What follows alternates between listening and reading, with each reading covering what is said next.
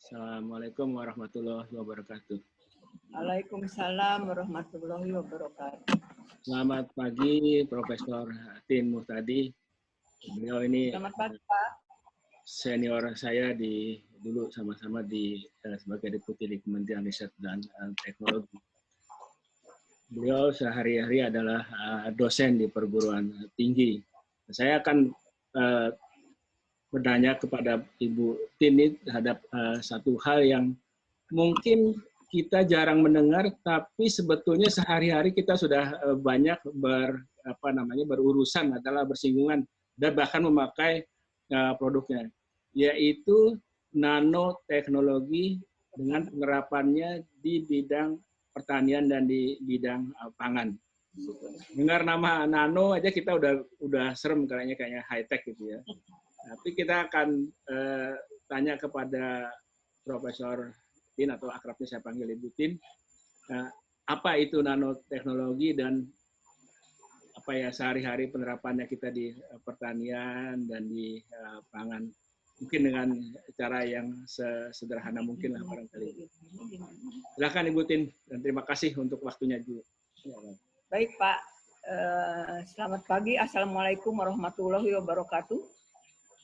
Senang sekali ini Pak Wendy sudah mengundang saya untuk mengklarifikasi salah satu keilmuan yang cukup mutakhir, yang selama ini orang hanya punya mindset yang namanya nano, itu untuk chips, pesawat terbang, HP, dan sebagainya begitu. Padahal sebenarnya kita bisa manfaatkan juga untuk keseharian yang kita konsumsi, khususnya barangkali untuk kali ini saya akan sampaikan yang sehari-hari saja yang bagus sekali untuk tubuh kita adalah mengenai buah dan sayuran. Nah, kalau kita panen buah atau sayuran, itu sangat berbeda dengan panen emas ya. Kalau panen emas 1 kilo, sampai 2 tahun dia 1 kilo aja kalau nggak ada yang nyuri, Pak. Tapi kalau buah atau sayuran, panen hari ini besok udah rusak. Bayam udah layu, rambutan udah keriting, udah hitam, dukuh juga begitu, dan sebagainya. Jadi sejumlah pengawetan sudah dilakukan banyak. Nah, yang terakhir, ini bicara nano, kami kepikir karena ukuran yang sangat kecil ini, itu adalah ukuran partikel. Ukuran partikel yang bisa dimanfaatkan cukup besar, khususnya kalau untuk makanan. Itu kalau kita bicara nanti barangkali saya bisa tampilkan gambarnya. Kalau kita bicara butiran aja, bukan butiran besarnya dunia ya, bola dunia, itu kemudian bandingkan lagi dengan bola tenis atau bola pingpong, bola golf. Nah itu bandingkan lagi 10⁻⁹ partikelnya. 1/1.000.000 milimeter kira-kira gitu. 1/1.000.000 itu. Nah, kembali lagi ke ukuran besar tadi Pak. Itu kan kalau besar keselaknya. Makin kecil makin kecil. Nah, makin kecil itu permukaannya lebih luas Pak. Makin luas, makin kecil makin luas. Sehingga kalau masuk ke dalam tubuh itu penyebarannya sangat cepat untuk dicerna.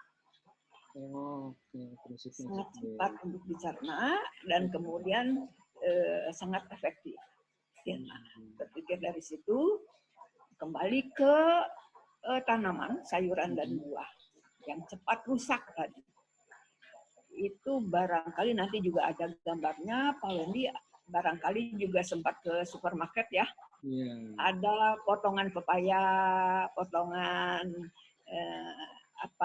semangka, ya kan Pak, yang ready to eat Pak, ya kan?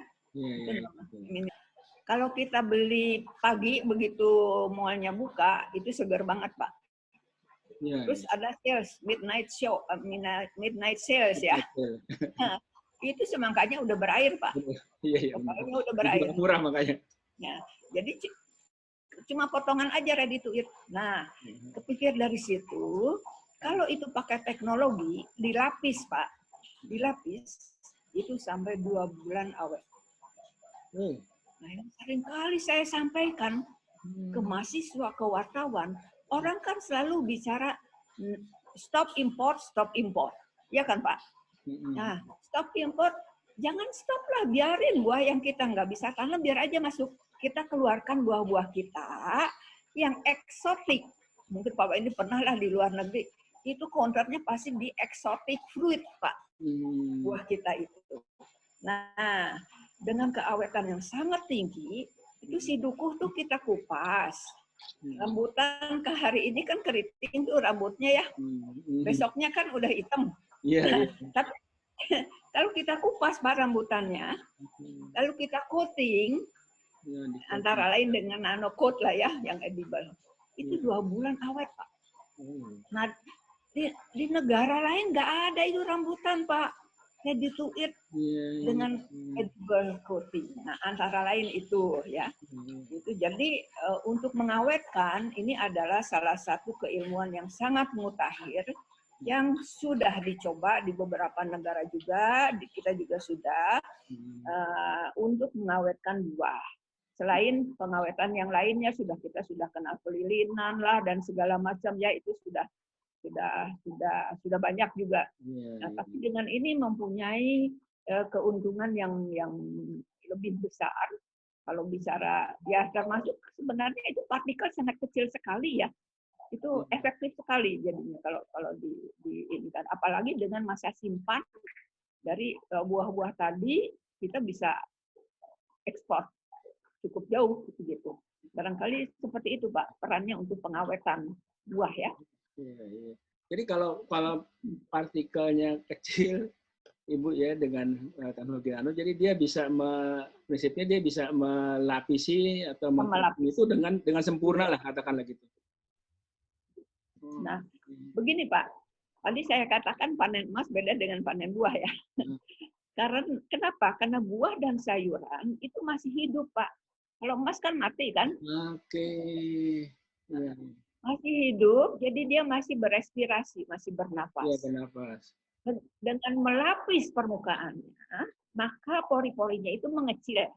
Sehingga respirasinya terhambat, itulah yang membuat dia awet. Tapi nanti kita lihat nanonya apa. Kita masukin logam di situ. Nah, nanonya apa? Kalau buahnya nanti akan kita kupas, bebas nanonya. Toh yang dimakan dalamnya. Tapi kalau tadi potongan tadi, ya yang ready to eat, itu kan langsung dimakan, yang nggak usah dicuci lagi.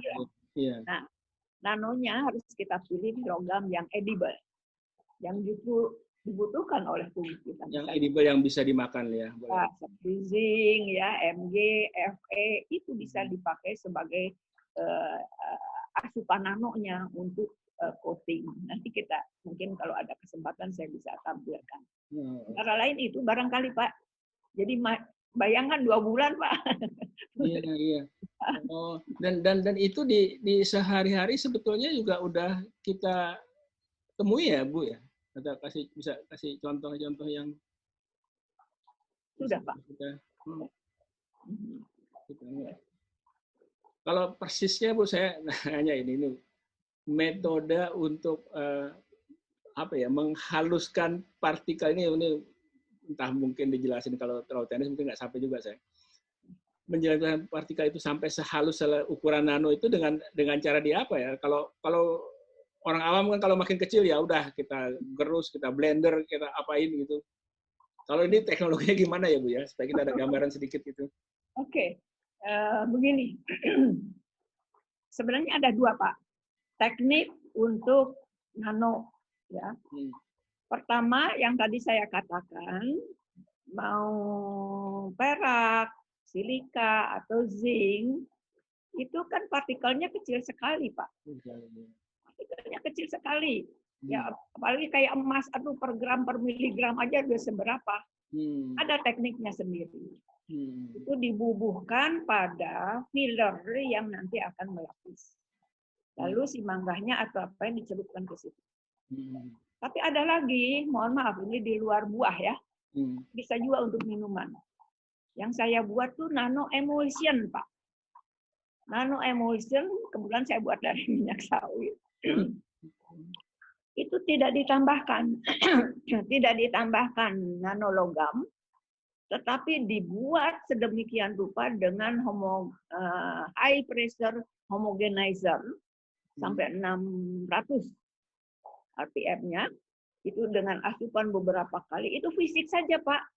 Ini barangkali yang Pak Win cari. Fisik saja, Pak. Nanti alatnya sedikit saya lihat. Nah, saya adonan itu kita masukkan ke hoppernya, kemudian kita jalankan, ya. Ini dari ukuran mili barangkali baru nyampe ke mikro. Keluar, masukin lagi Pak. Fisik lagi kan? Iya. Dari mikro baru ke mikron. Belum lagi. Jadi kita masukkan lagi, itu yang kami kerjakan itu sampai 5 kali asupan, sampai setelah kita lihat di alat untuk melihat partikel nano itu di bawah 100 nano. Baru itu kita bisa sebutkan minuman nano emulsion. Itu tanpa ini Pak, tanpa penambahan logam, tetapi kita secara fisik saja kita hancurkan. Jadi dengan high pressure homogenizer itu Pak mengecilkan ukurannya. Kira-kira seperti itu ya. Sudah banyak Pak, high pressure homogenizer. Kalau UGDIA ya, satu zat itu menjadi dari ukuran biasa, ukuran kecil, sampai ke ukuran nano, kata orang, kata konfirmasi kali ini. Maka dengan ukuran nano itu ada karakteristiknya yang dia berubah sehingga bisa kita lebih manfaatkan. Karakteristik apa nih Pak Bu yang berubah sehingga dia menjadi lebih baik atau gimana? Permukaannya Pak, luas permukaannya. Jauh lebih besar. Itu nanti ya sebenarnya. Tapi itu secara struktur kimia atau apa itu enggak ya, enggak jadi berubah ya cuma. Ya dengan sendirinya Pak, kalau masuk ke dalam tubuh kita antara nasi dan bubur aja Pak. Nasi kita kunyah, kita kunyah, baru sintesa, baru diserap tubuh kan. Bubur itu sudah lebih kecil dari nasi. Masuk ke tubuh itu penyerapannya lebih. Penyerapannya lebih bagus. Kira-kira seperti itu Pak. Nah, lain lagi kalau untuk pengobatan lain lagi, sudah banyak juga nano. Oke, kalau boleh saya bisa tampilkan beberapa barangkali. Ya Bu, silakan bisa ada. Ya. Saya lupa Pak, apa bisa silakan. Ya. Nah, untuk pemahaman barangkali di sini tadi saya ilustrasikan bola dunia tadi ya Pak ya. Ya Bu. Ini kontrol terhadap dimensi ukuran saja dari bahan antara 1 sampai 100 nanometer. Kalau partikelnya belum sampai ke sini nggak bisa kita sebut sebagai produk nano. Nah, bahan tersebut memiliki sifat yang unik dan berbeda dengan sifat sebelumnya. Nah, ini dari sumbernya dari Nanoteknologi Inisiatif. Jadi betul tadi kata Pak Wendy 1/sekian meter Pak. Iya. Kira-kira seperti itu ya. Bisa. Saya nggak bisa ngeklik Pak, Bapak aja. Ya baik. Nah, ini yang ada di pasar Pak. Tanpa disadari kita sudah beli ini. Ya, yang sebelah kiri sih kalkun ya Pak ya, mungkin nggak usah kita ini ya. Tapi yang kanan tuh yang memang disebutnya intelligent packaging. Ya kalau orangnya curious, apa sih intelijennya begitu ya?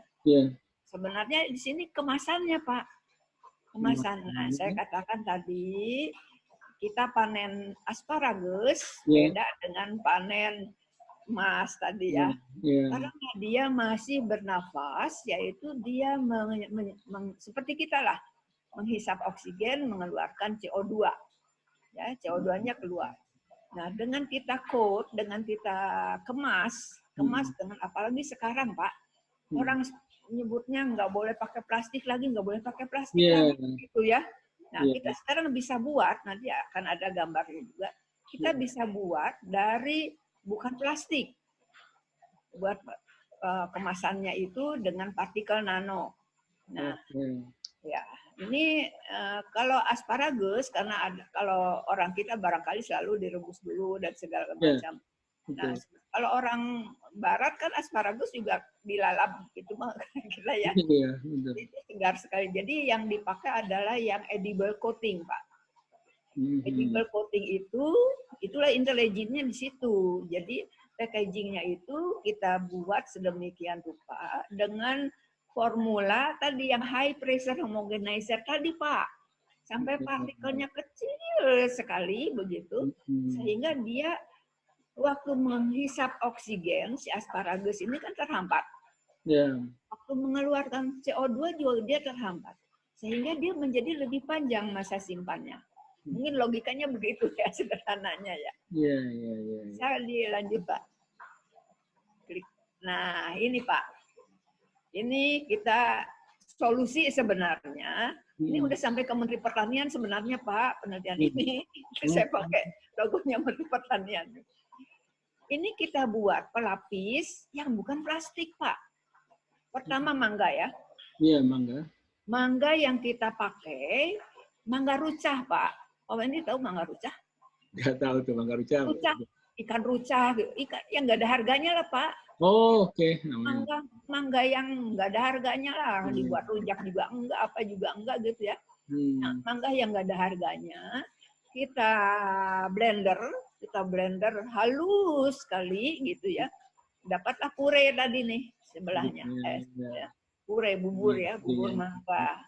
Nah, kemudian karena mangga artinya kan dia edible kan, Pak? Iya, betul. Edible. Nah, kemudian kita lanjutkan dengan mengkomposit tambahan nanoselulose. Nanoselulosnya dari mana? Karena mangga itu berserat, Pak.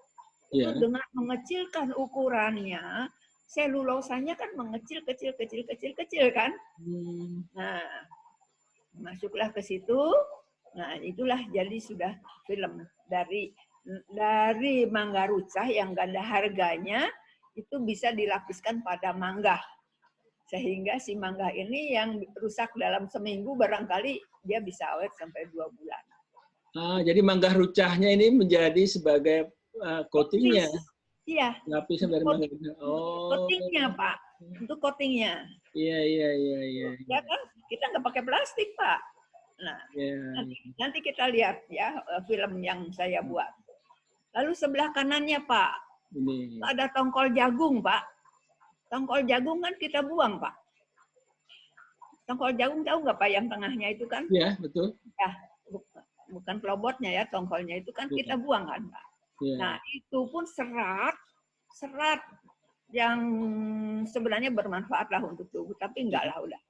Nah, dengan teknik biofoam, ini mangkuk ini, Pak, ada mangkuk yang digambar kuning, Pak. Iya. Sorry, saya bisa nunjuk nggak ya? Ini? Nah, itu Pak, ada mangkuk. Bapak tahu kan mangkuk-mangkuk styrofoam? Betul. Ya, yang sekarang orang takut pakai itu. Iya. Yang berbahaya. Kita bikin mangkuknya, mangkuk disebutnya biofoam, karena dibuatnya di tongkol jagung. Nah, kita nggak ngomong plastik lagi, Pak. Nah, jadi si tongkol jagung itu ditambah dengan jerami padi, kanannya Pak, sebelah kanannya. Yang ya, terus turun ke bawah, tongkol jagung ditambah jerami padi, dihancurkan sehingga turun terus dapat makroselulose. Makroselulose langsung lagi di homogenizer dengan high pressure lagi Pak sampai kecil sekali dan jadilah nanoselulose. Nanoselulose ini kita cetak jadi bentuk mangkuk, bentuk piring dan sebagainya. So, nggak ada plastik di situ, Pak. Nah, jadi kira-kira seperti itulah gambarannya ya. Ini solusi sebenarnya. Kita nggak pakai plastik lagi di sini. Iya. Ya. Oke, Pak. Bisa next barangkali. Iya. Bisa next, Pak. Iya, Bu. Oke. Nah, ini mangga-mangga. Tadi bedanya. Kalau mau pakai nano logam, ya. Untuk mangga yang utuh, betul panahnya yang ini Pak, bawahnya. Mangga yang utuh nih. Mangga utuh, Ini. Nah, untuk mangga yang utuh, karena nantinya mangga itu akan kita kupas, kita leluasa menggunakan nanologam meskipun kita bisa pakai AG, Pak. Perak. Ya. Perak masuk ke dalam satu adonan, high pressure lagi, kemudian dapat film, bisa di-coatkan ke situ. Nggak apa-apa, itu lebih awet. Nah, lalu yang saya sebut tadi Bapak bisa beli di supermarket, ini apa yang potongan, Pak? Ini yang potongan. Oh ya, orang Barat kan ngupasnya begini kan supaya disendok ya kan. Nah, ini Pak sehari juga berair, Pak. Ya, sorenya berair, orang udah nggak suka lah gitu, besoknya udah asem. Yang kami coba, ini mahasiswa S2 saya yang nyoba. Nah, kita nggak pakai perak Pak di sini, tapi pakai ZN. Zinc ya. Zinc, karena zinc juga bisa kita makan begitu. Tapi partikelnya kan kecil sekali. Nah, jadi kira-kira seperti itu bedanya ya. Kalau yang misalnya tadi bukan asparagus, sayuran apa ya? Yang nantinya kita kupas begitu. Ya, yang kita kupas ya. Kita leluasa, tapi yang akan kita makan ya kita harus pakai yang memang masuk ke tubuh kita. Selain ZN barangkali MG atau FE, itu nggak usah fortifikasi lagi, itu udah masuklah bermanfaat untuk tubuh. Oke, jadi kalau yang kita kupas kulitnya ini bisa kita gunakan katakanlah coating yang dari logam yang perak Pak AG boleh ya. Seperti kalau ini akan dimakan yang ya itu edible ya, yang pilihannya seperti itu. Baik Pak, lanjut Pak.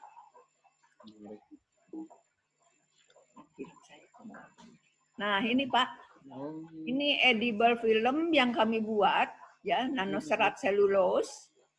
Itu yang dari itu Pak, yang dari mangga rucah ini. Yang mana, yang kuning, yang biru? Yang kuning. Yang kuning Pak, yang kuning. Yang ini ada tulisannya edible film dari nanoserat.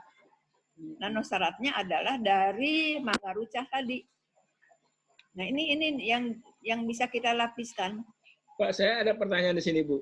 Kalau dari si nanoseratnya ini, edible filmnya kan dari mangga rucah. Mangga rucah. Dianya sendiri kan juga dari dari tumbuhan, dari buah yang bisa awet juga enggak dianya?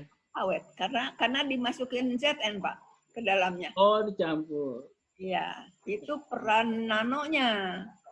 Tapi kalau untuk buah yang utuh, yang dimasukinnya AG tadi ke situ, lalu dilapiskan. Bukan dibungkusin, nanti kita lihat. Jadi dicelupkan Pak. Dicelupkan. Nah, kalau kita bikin filmnya ya kayak ginilah gitu ya.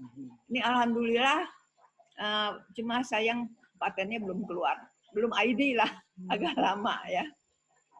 Oke, nah ini Pak, barangkali beberapa aplikasi kita bisa lihat di sini. Ini ada alginat nano perak. Alginat ini semacam pektin, semacam gel begitulah Pak. Ya, ditambah nano perak. Nah, aplikasi pangan untuk aplikasi pangan. Hasilnya adalah menghambat kerusakan oleh mikroba.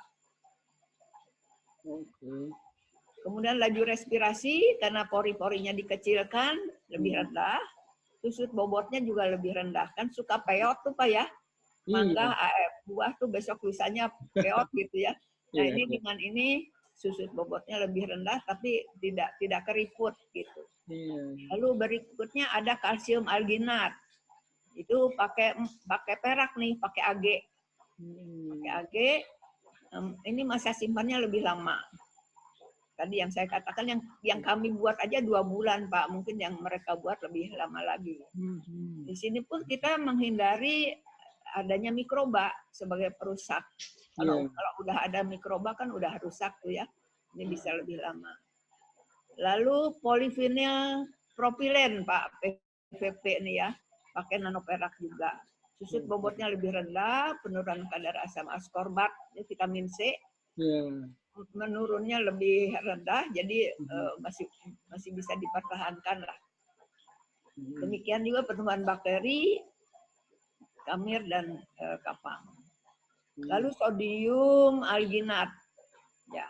Nah, ini kita lihat yang alginat nanoperak nih jamur udah pakai, Pak. Yang di mall-mall itu udah pakai, Pak. Oh, udah pakai gitu ya? Pakai. Iya. Nah, itu pakai AG kemasannya. Kemudian kalsium alginat ini untuk wortel. Ada yang utuh, ada yang dipotongin. Ini masa simpan lebih lama. Kerusakan juga bisa dihambat. Ini asparagus lagi, Pak. Asparagus sudah, apalagi yang impor tuh udah pasti pakai lah itu. Ya. Nah, kemudian juga pear juga nanoperak dan juga wortel tadi. Juga penerimaan secara sensori lebih lama, lebih menarik begitu, Pak. Bu, di sini saya mau nanya ya. Pertama tentu manfaatnya selain yang Ibu sampaikan ini juga tampilannya juga kan fresh terus jadinya ya. Ya fresh terus jelas. Ini dikatakan penerimaan secara sensori itu kan secara penglihatan kita kan, Pak. Iya. Ini juga ada gini Bu, kalau kita makan buah ya, dari buah impor tuh buah apa? Ini kata orang ini dulu kan ada seperti buah, di coating itu pakai lilin, makanya jangan langsung dimakan. Tapi di ini saya nggak tahu apa betul pakai lilin atau pakai yang seperti Ibu sampaikan ini tuh gimana ya? Begini Pak, ini juga susah ya. Orang kan asosiasinya pemikirnya lilin tuh kayak lilin lampu. Ya nggak Pak? Iya. Bukan Pak, itu namanya beeswax. Beeswax Pak. Jadi lilin bee ya. Lebah ya. Lilin lebah.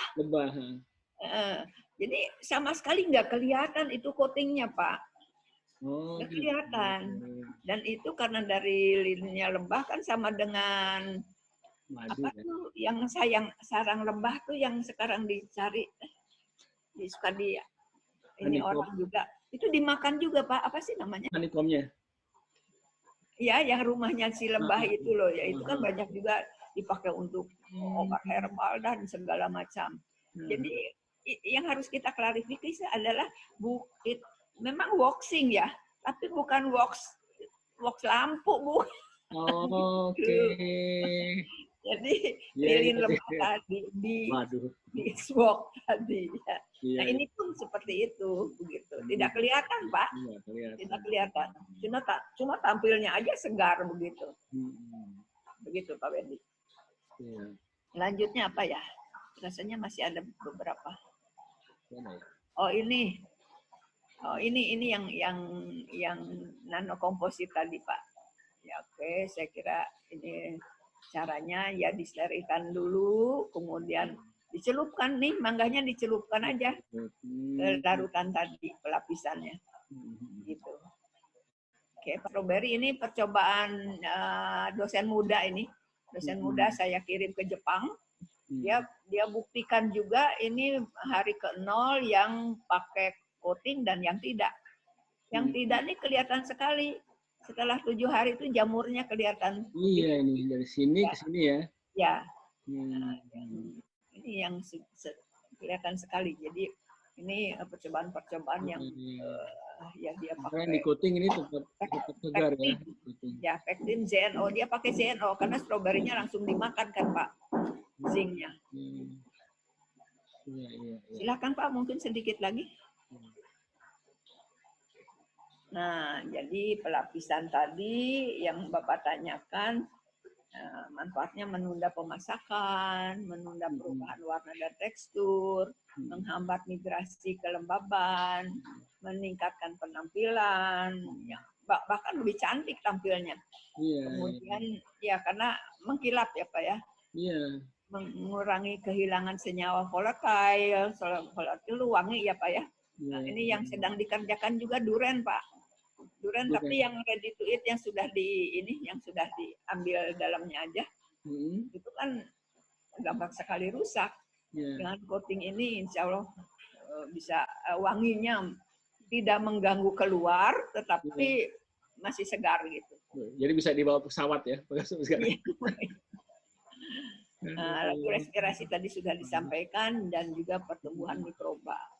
Sementara barangkali itu Pak, barangkali ada yang kurang. kalau begitu banyak manfaatnya Bu ya, dan kalau itu juga secara komersil sudah dilakukan untuk import dari luar, harusnya dari sisi harga juga mungkin tidak terlalu banyak menambah kemahalan harga. Ya.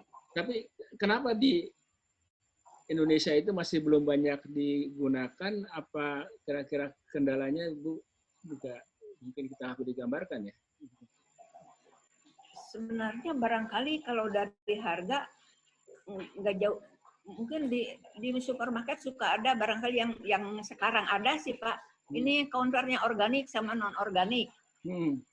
Ada ya sayuran organik dan organik. Kok itu bisa gitu? Dan orang terpengaruh banget Pak dengan yang organik itu, meskipun harganya jauh lebih mahal.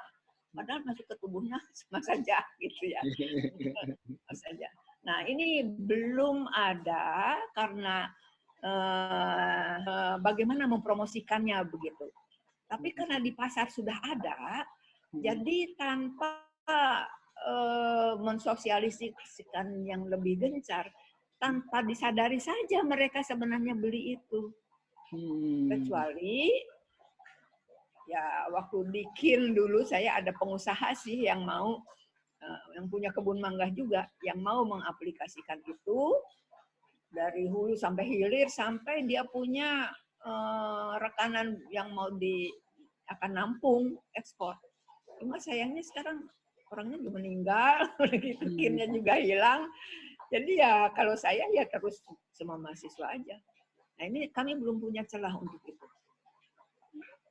Tapi ke depan kalau misalnya bayangan saya gini, kalau di luar semua petani untuk memperpanjang kesegaran dari buahnya melakukan nanoteknologi ini, di kita itu kalau menurut Ibu kenapa saran Ibu harus kita lebih banyak itu, upaya apalah yang harus dilakukan oleh entah kita, oleh pemerintah atau juga usaha atau masyarakat juga penerimaannya atau gimana? Ya itu barangkali yang saya sampaikan di awal tadi. Sesuatu yang baru itu dikejar oleh LSM untuk mengorek negatif aspeknya, Pak. Jadi istilah nano itu orang lebih mengenal nano untuk, apalagi disebut logam ya Pak ya. Masa perak dimakan gitu ya. Nah, kalau perak masuk ke chipsnya Pak Ilham, orang nggak apa-apa gitu ya. Tapi zinc itu perak masuk ke mangga kan orang aduh nanti katanya gimana. Nah itu Pak yang sulit bagi kita. Padahal mereka tidak ya sosialisasi Pak. Sosialisasi, kenapa tadi saya katakan Pak sebenarnya kalau Ristek masih ada program ini bisa melalui beliau ya barangkali bisa membuka jalan begitu. Karena orang nggak sadar juga. Orang Ibu kalau ke mall, ke supermarket kan milihnya yang cantik, Pak. Yang fresh gitu ya. Yang dilihat paling banter kalaupun dia lihat oh expired date-nya masih ada gitu. Tapi dia tidak melihat nutrition fact-nya. Itu sudah ada, Pak. Sudah ada. Saya berharap sekali kalau ada industri saja yang ini barangkali dimulai dengan promosi mereka itu bisa diperkenalkan seperti Anlen. Anlen kan memang juga orang tahunya anti kropos. Nah, sebenarnya itu udah di pasar Pak. Kalbe udah pakai juga Kalbe, udah pakai juga. Jadi ya baru antara si owner dengan saya juga sempat tidak berhasil itu ownernya udah oke, mau pakai tapi board of directornya itu masih mempertanyakan. Batal lagi Pak. Itu paten saya waktu itu. Jadi nggak gampang memang. Kecuali top down dari pemegang policy barangkali Pak. Itu yang saya ini kan Pak Wendy tahulah Thailand ya. Itu power yang sangat besar dari the first person-nya Pak. Makanya semua Bangkok itu. Itu dari sana udah jauh lebih banyak. Termasuk durian tuh kita baru mulai di sini, di sana sudah ada Pak yang edible. Itu barangkali yang kami seringkali saintis mentoknya di situ. Kata kuncinya mungkin itu ya, namanya persepsi yang kurang pas dari masyarakat dan juga masih butuh sosialisasi dorongan dari pemerintah menjelaskan hal seperti ini. Karena toh pertama udah kita terima dari sehari-hari. Kalau itu produknya dari import dan sudah lolos dari kita, pasti dari apa namanya regulator kita pastinya aman lah, pastinya aman. Dan tadi Ibu katakan unsur-unsur logam sebetulnya tentunya dengan jumlah tertentu. Fe pun kita makan, tanda petik ya. Zinc pun juga kita makan juga, bahkan dari suplemen juga kenyataannya seperti gitu. Iya, betul. Betul.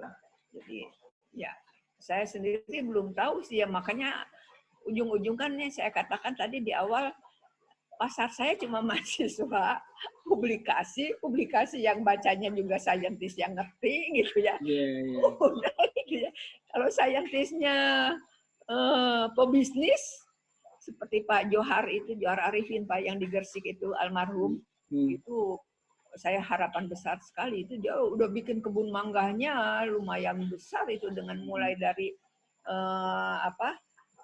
pupuknya pakai nano, herbisidanya juga nano, kemudian saya pegang di downstreamnya nanti. Jadi seperti itu. Dulu kerjasamanya juga dengan KIN sebenarnya. Baik, Bu Tin, pagi ini kita sudah dapat pencerahan yang menurut saya sih luar biasa, karena hal sehari-hari yang saya sendiri pun juga kurang gitu memahami dan masih salah persepsi. Mungkin dengan penjelasan ini kita bisa lebih proporsional dan lebih paham, lebih ngerti dah, bisa juga tentunya masyarakat yang kita harapkan. Dan yang tidak kalah pentingnya juga tentunya adalah apa namanya, kelihatannya pemerintah ya mungkin harus juga lebih serius lagi mensosialisasikan ini. Jadi kan demi meningkatkan ketahanan pangan kita ya. Iya, betul, sangat. Baik. Terima kasih Bu. Mudah-mudahan bisa ada yang tertarik, bisa lanjut, insya Allah. Insya Allah. Lain waktu bisa disampaikan lagi yang lainnya. Iya. Tetap semangat Ibu Tin dengan mahasiswanya, dengan timnya. Sukses ya Bu Tin ya. Terima kasih Pak. Ya, Assalamualaikum. Sampai ketemu lagi. Terima kasih. Assalamualaikum warahmatullahi wabarakatuh.